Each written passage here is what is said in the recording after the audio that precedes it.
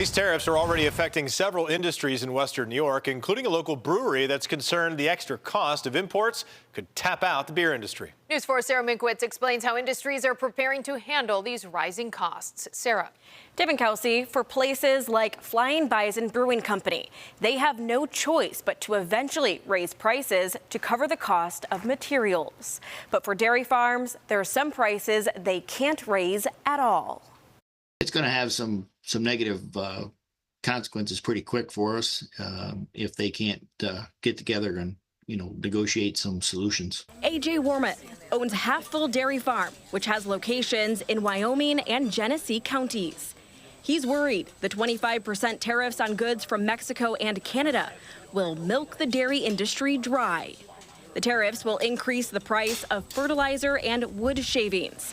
If the cost to produce milk increases, the farm ends up losing that money, since milk prices are set by the federal government. We don't have the ability to change that price, so as our costs go up and we can't recover that in the market, it makes our margins even that much tighter. So it's really kind of on dairy farms, it's a double kind of a double whammy. The farm was also looking into a construction project that will now cost more.